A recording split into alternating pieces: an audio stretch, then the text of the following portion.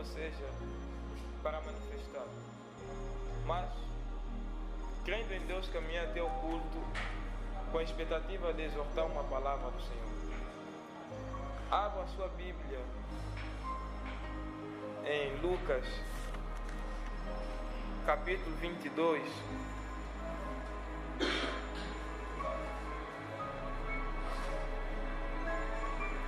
Capítulo 22. Lucas, capítulo 22. Versículo 14 a 15.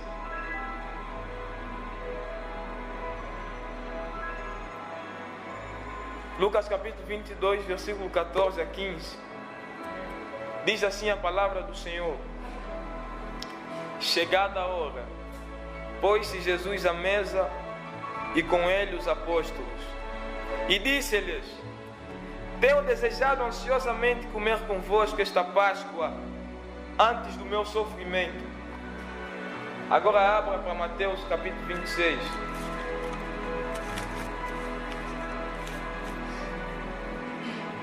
Versículo 36, Jesus nos Getsemane. Mateus 26, 36.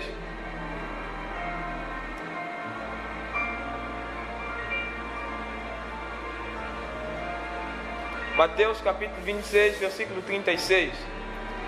Diz assim: Em seguida, foi Jesus com eles a um lugar chamado Getsemane e disse a seus discípulos: Assentai-vos aqui, enquanto eu vou ali orar. E levando consigo a Pedro e aos dois filhos de Zebedeu, isso é, Tiago e João, começou a entristecer-se e a angustiar-se. Então lhes disse: A minha alma está profundamente triste até a morte. Ficai aqui e vigiai comigo. Então lhes disse: A minha alma está profundamente triste até a morte. Ficai aqui e vigiai comigo. Então lhes disse: A minha alma está profundamente triste. Ficai aqui e vigiai comigo. Palavra do Senhor.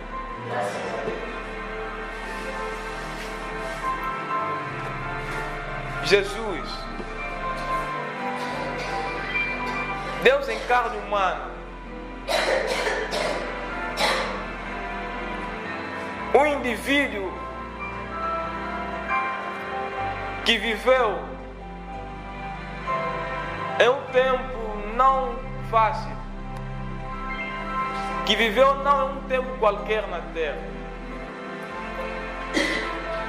um indivíduo que vivia na terra com um propósito divino, porque todo homem tem um propósito. Alguém pode me dizer: irmão Rubem, na vida eu não tenho nenhum propósito. Até um tempo poderia lhe dar razão, mas até certo limite lhe direi: não, você tem um propósito. Porque até um insano, um maluco tem propósito. Por que ele vai a um contentor? Ele quer alimentar o seu estômago. Isso é o que lhe faz sair de um lugar para outro à procura de contentores abastecidos, a fim de se alimentar. Isso é um objetivo. Então todo homem tem um propósito. E se um homem não tiver um propósito, então esse homem não é digno de viver, não merece continuar vivendo. Mas nessa noite eu não quero falar de um propósito de um homem natural, não quero falar do propósito de um homem qualquer, não quero falar do propósito de um homem normal. Eu quero falar do propósito de um cidadão do céu. Em Salmos capítulo 15, a Bíblia fala do cidadão do céu. E nos 4 evangelhos nós vemos um cidadão do céu chamado Jesus Cristo, o Nazareno. Enquanto ele estava na terra, tinha um propósito. E o seu propósito era, Lucas capítulo 19, versículo 10. porque o Filho do Homem veio buscar e salvar o que estava perdido. Então esse era o seu propósito, buscar e salvar o que estava perdido. Mas esse propósito, ele recebeu do Pai.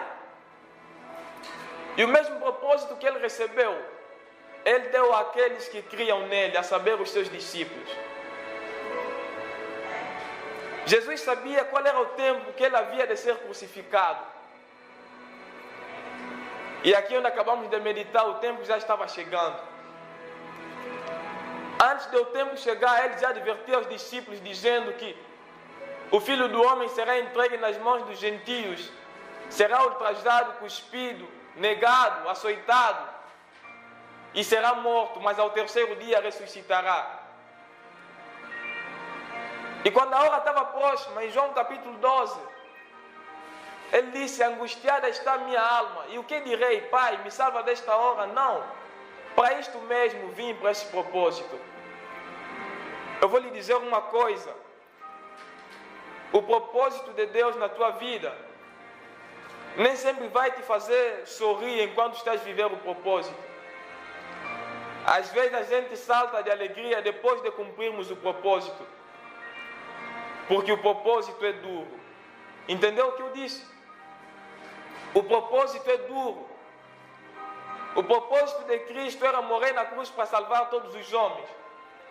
E quando ele estava perto a cumprir esse objetivo de Deus, então ele foi com os seus discípulos até o Monte das Oliveiras e começou a lhes dizer: nesta noite vós todos vos escandalizareis comigo e me deixareis só, mas não estou só, porque o Pai está sempre comigo.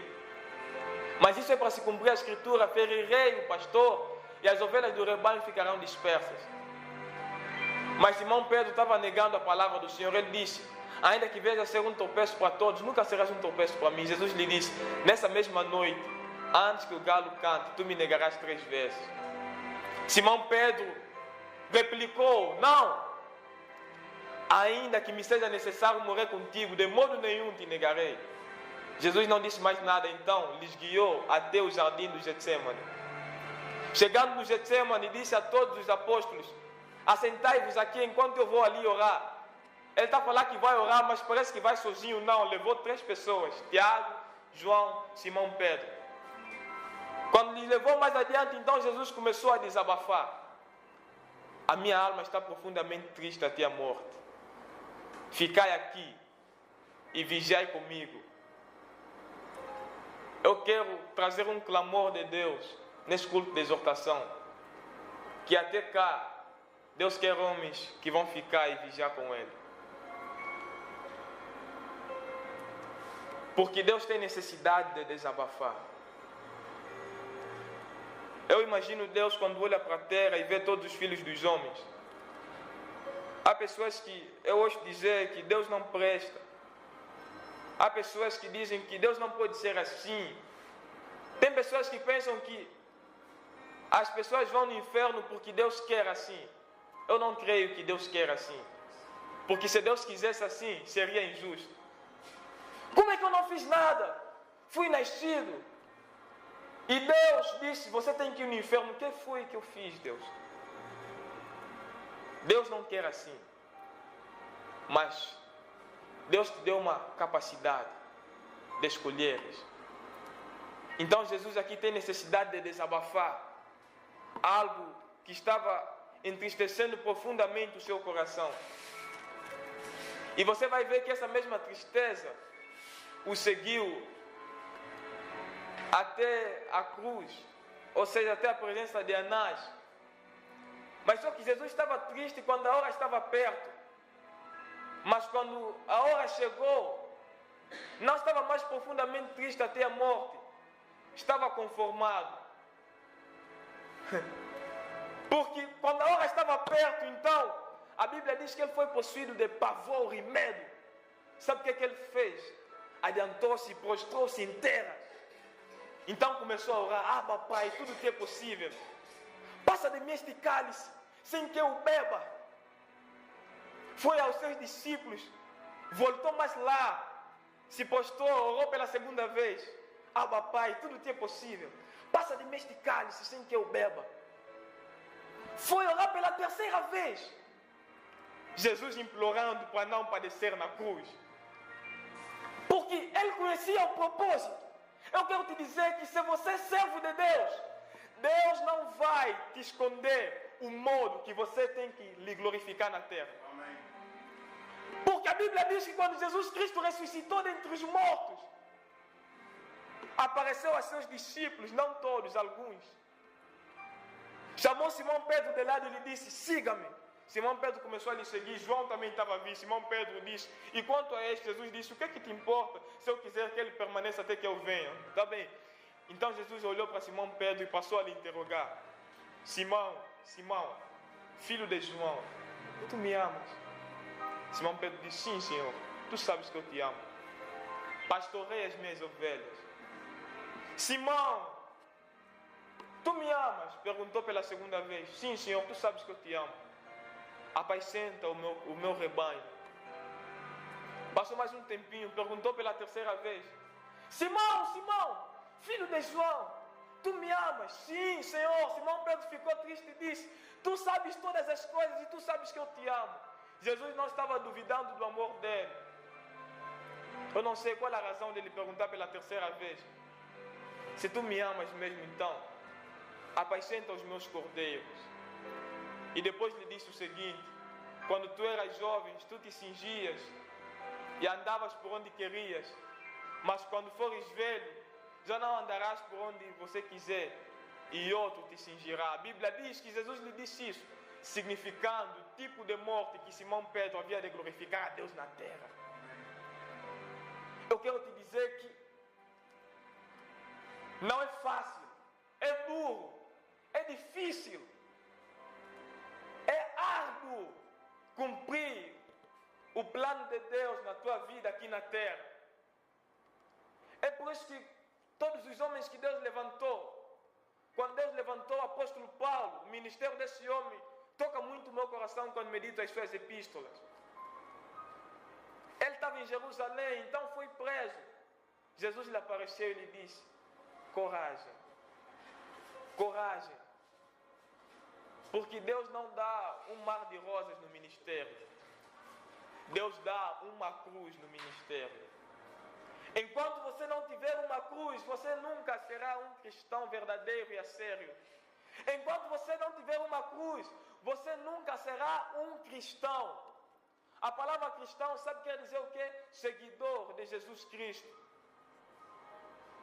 E para aqueles que estão a lhe seguir, ele disse assim: quem quiser vir após mim, negue-se a si mesmo, tome a sua cruz e siga-me. Negue-se a si mesmo, negar-se a si mesmo é negar a vontade da tua carne, é negar as coisas que te afastam de Deus. Negar-se a si mesmo é negar os teus próprios desejos. Jesus disse assim: eu desci do céu não para fazer a minha própria vontade, mas a vontade daquele que me enviou. Ele está dizendo de algum modo: eu vim porque o Pai queria. Porque se fosse toda a vontade dele, ele não podia querer escapar da cruz. Ele tinha uma humanidade, irmão Lemoine. Ele tinha uma humanidade, e essa humanidade estava lhe mostrando ser pesado, suportar aquele propósito divino.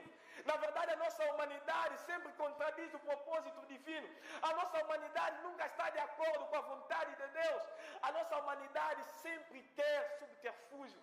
A nossa humanidade sempre quer se escapar da cruz. A nossa humanidade sempre quer uma cama para relaxar. A nossa humanidade quer cruzar os braços.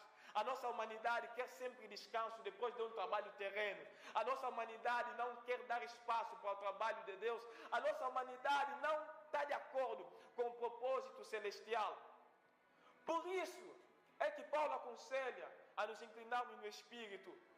Porque enquanto você se inclinar na carne, você estará parado quanto ao propósito divino. Enquanto você não tiver uma vida em Cristo, isso é uma inclinação no Espírito, você estará muito cansado antes do tempo. O cansaço vem, mas é quando completamos a carreira. O cansaço vem, sabe? Você, quando já fizeste um trabalho árduo, você faz isso: até que enfim terminei. Eu vi o alívio, vi o apóstolo Paulo escrevendo com um pergaminho uma carta ao seu filho Timóteo dizendo: combati o bom combate, terminei a carreira, guardei a fé, e agora a coroa da vida, da justiça me espera, a qual o Senhor justo juiz me dará naquele dia, e não somente a mim, mas a todos quanto amam a sua vinda. E eu vou perguntar uma coisa nessa noite: quem foi Paulo? Antes de ser cristão, foi perseguidor dos cristãos. Quem foi Simão Pedro? Antes de ser um apóstolo de Jesus, foi um pescador no mar. Quem foi Mateus? Antes de ser um apóstolo de Cristo, foi um cobrador de imposto. Quem foi André, irmão de Simão? Antes de ser pregador, foi pescador. Quem foram os filhos de Zebedeu? Foram homens mundanos antes de serem cristãos. Quando eu vejo a história desses homens, não vejo muita discrepância conosco, porque antes deles serem o que foram, primeiro foram o que nós fomos. Mas a diferença está no modo que você conhece a Deus. Paulo disse numa das suas epístolas: aqueles que conheçam a Cristo, e assim como o poder de sua ressurreição. A minha oração nesses dias está sendo, às vezes penso e falo: Deus, eu quero te conhecer no poder de sua ressurreição. Se eu te conhecer desse modo, eu sei que já não serei o mesmo. Se eu te conhecer desse modo, eu sei que a minha vida será muito transformada. Nós queremos sinais, queremos prodígios, queremos poder, queremos que as almas venham ao teu reino. Esse é um bom propósito. Mas, quando se trata de conhecermos a Cristo, o nosso coração se encontra cansado, e o nosso espírito aborrecido, e a nossa cabeça inclinada para baixo. Os nossos joelhos ficam cansados logo naquele momento, e só de pensar de dobrar o joelho, a preguiça toma conta de nós. E por essa razão, as coisas não estão acontecendo. Eu quero te dizer uma coisa: que a todo servo que Deus comissionou, primeiro a ele se apresentou. Deus não comissiona alguém só por comissionar. Deus tem que se apresentar a você de algum modo. Moisés foi tirado do Egito. Você foi tirado do mundo. Moisés era o sucessor de Faraó, isto é, depois da morte de Faraó, ele seria Faraó no Egito. Estava até o ponto de ensinar os sábios lá no Egito. E se há um país com muita sabedoria, Egito também está nessa lista. Mas Deus lhe tirou do Egito, Deus te tirou do mundo. E lhe levou a um lugar em que ele estava longe das coisas de lá do Egito. Deus te trouxe para o cristianismo, onde você estava longe das coisas do mundo. Mas Moisés tinha um Egito aqui dentro, isto é, os rudimentos, os ensinamentos do Egito, as coisas de lá, a sabedoria egípcia. Mas houve uma enorme necessidade de Deus lhe esvaziar daquilo. Você vai ver que Deus tirou Moisés do Egito com 40 anos e lhe enviou ao Egito depois de 40 anos, com 80 anos. Naquele tempo todo, Deus estava tirando todas aquelas coisas dentro de Moisés e lhe tornou num vaso vazio. Depois disso, Deus decidiu enchê-lo. E quando Deus decidiu encher Moisés, sabe o que Deus fez? Se apresentou. Depois de Deus se apresentar a ele, sabe como é que Deus se apresentou? Apareceu e lhe disse: eu sou o Deus de Abraão, de Isaac e de Jacó. Deus se apresentou como Deus de Abraão, de Isaac e de Jacó. Mas depois lhe disse: eu posso me comportar de um outro modo contigo. Vai até aos egípcios e lhes diga: não o Deus de Abraão, não o Deus de Isaac, não o Deus de Jacó, mas eu sou o que sou, me enviou até vocês. Deus é o mesmo em todos os tempos. Ele não é mudado pelo tempo, mas em todos os tempos ele age de um modo diferente, porque ele age segundo a necessidade que há no tempo em que os homens estão vivendo. Qual é a tua disposição, cristão?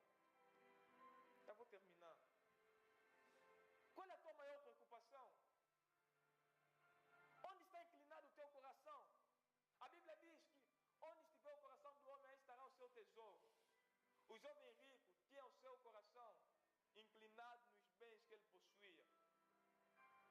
E lá onde estava inclinado o coração dele, lá também estava o tesouro dele. Quando Jesus veio até ele, sabe o que Jesus lhe disse? Vende todos os teus bens, distribua aos pobres, depois vem e me segue. Depois de vender todos os teus bens, terás um tesouro no céu. Ele ficou triste, porque onde estiver o coração do homem, aí estará o seu tesouro. Se o teu coração estiver inclinado nos materiais, nos bens dessa terra, aí estará o teu tesouro. E você nunca se importará com um tesouro preparado lá em cima. Aquele jovem rico não se importava com o que estava preparado lá. Ele estava muito preocupado com o que estava vendo aqui. E a Bíblia diz que ele foi contrariado pela palavra de Jesus. Você sabe o que é ter um tesouro no céu? Ele não queria isso. Por isso é que eu estou te perguntando nesse momento. Onde está inclinado o teu coração, cristão? Se estiver nos bens materiais, então aí estará o teu tesouro também. E o tesouro dessa vida traça, tem ferrugem, mas já há um bem preparado lá no doce lar. Talvez você já não tenha mais prazer nas coisas de Deus. Eu, na verdade, vim desabafar o coração de Deus um pouco. A Bíblia diz assim: quem tem ouvidos